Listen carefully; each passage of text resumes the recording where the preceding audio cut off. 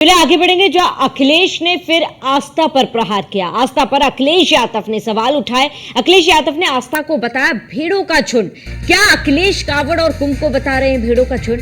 बड़ी खबर आपको बता दें इस वक्त की। फिर एक बार अखिलेश यादव का विवादित बयान सामने आया है। उन्होंने कहा कि आस्था हमें ढकोसलों की ओर ढकेलती है, विवेक की समझ नवीन दरवाजे खोलती है। सनातनियों के पर्व पर आस्था का तंज कितना जायज है? सनातन पर हमला कर अखिलेश विशेष वर्ग को खुश कर रहे हैं। सपा अध्यक्ष अखिलेश यादव ने एक्स पर पोस्ट किया।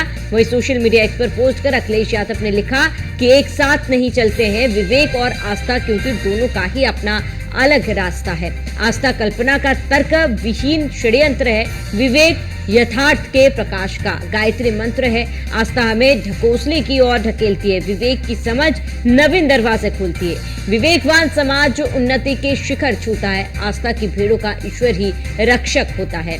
जहां विवेक है वहां खुशहाली है, जहां जहां आस्था है वहां वहां पेट खाली है। सूर्यधरा के गिर्द घूमता था आस्था से डरा डरा, विवेक ने समझाया सूर्य स्थिर है।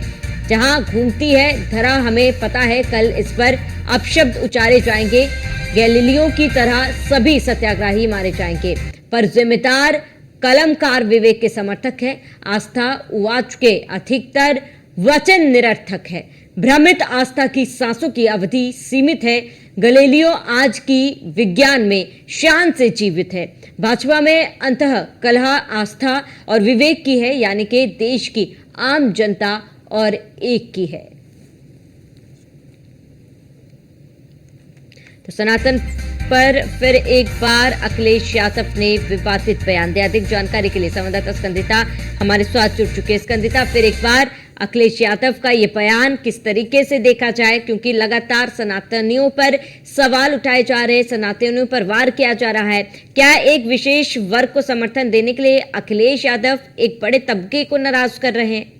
देखिए, पता नहीं क्यों अखिलेश यादव इस तरीके से ट्वीट कर रहे हैं। अगर पिछले 3 दिनों के उनके ट्वीट देखे जाएं तो वो लगातार कभी सरकार पर निशाना साधने वाले हैं तो कभी सरकार के फैसलों पर निशाना साधने वाले हैं। अगर आज के ट्वीट की बात की जाए, कल रात को उन्होंने ट्वीट किया जिसमें उन्होंने साफ तौर पर लिखा है कि एक साथ नहीं चल सकते हैं विवेक और आस्था, क्योंकि दोनों का ही अपना अलग अलग है रास्ता। तो इस तरीके से अखिलेश यादव ट्वीट करते हुए नजर आए। हालांकि उनके इन शब्दों के पीछे क्या वो कहना चाहते हैं, ये क्या उनकी मंशा है, ये तो उन्होंने नहीं बताया, लेकिन जो ट्वीट किया है उसके एक अलग मायने निकलकर सामने आ रहे हैं। इससे पहले भी उन्होंने केशव प्रसाद मौर्य पर निशाना साधा, जब कावड़ी यात्रियों को लेकर जो दुकानों पर दुकानदार का नाम लिखने की बात कही थी, उस पर भी अखिलेश यादव ने ट्वीट करके निशाना साधा था। उन्होंने कहा था कि छोटू, गुड्डू या मुन्ना या फत्ते नाम के लोगों की नाम से कैसे पहचान करेंगे। और आज फिर उन्होंने, क्योंकि आज सावन का पहला सोमवार है, और कल उन्होंने फिर ये ट्वीट किया जिसमें उन्होंने साफ तौर पर लिखा कि आस्था कल्पना का तर्क विहीन षड्यंत्र है। तो अब इसके पीछे उनकी क्या मायने हैं या वो क्या कहना चाहते हैं,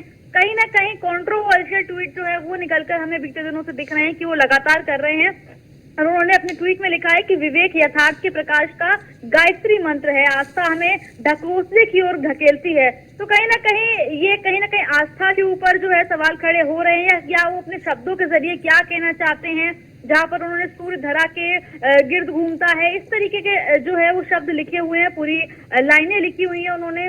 मालूम होता है किसी कविता की लाइन है, लेकिन इसके पीछे वो क्या कहना चाहते हैं या क्या उनके इसके पीछे पॉलिटिकल मायने हैं, क्योंकि उन्होंने अपने एक्स अकाउंट पे ट्वीट करके ये लिखा है। तो अपने आप में उसके ऊपर लगातार सवाल खड़े हो रहे हैं, क्योंकि जो भी सरकार के फैसले आ रहे हैं बीते दिनों से लगातार विपक्ष में बैठी समाजवादी पार्टी उसका विरोध करती हुई नजर आ रही है और ट्विटर के जरिए लगातार सरकार पर हमलावर है। और इसी क्रम में ये एक और ट्वीट निकलकर सामने आ गया है अखिलेश यादव का, जिससे उन्होंने एक बार फिर आस्था पर सवाल खड़े किए हैं।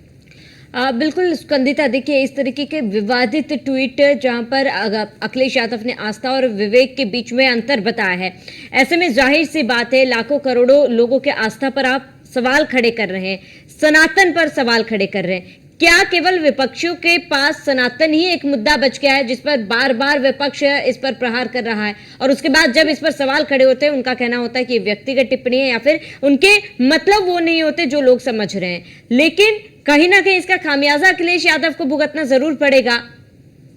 देखिए शमी, बिल्कुल अगर बात की जाए कि ये ट्वीट के जरिए या सनातन के पीछे क्यों ट्वीट कर रहे हैं या फिर विपक्षी क्यों पड़ा हुआ है, इस सनातन के ऊपर बार बार हमला क्यों हो रहा है। अगर यूपी की बात की जाए तो यूपी की राजनीति में विकास के मुद्दों पर बात नहीं होती है। यहाँ के पॉलिटिशियंस की बात की जाए या यहाँ के पॉलिटिकल पार्टीज की बात की जाए तो यहाँ पर लोग विकास के मुद्दे पे नहीं, यहाँ पर जब राजनीति की बात आती है तो सबसे पहले हिंदू मुसलमान का जिक्र आता है, शमशान और क्या कहते हैं मरघट का जिक्र आता है।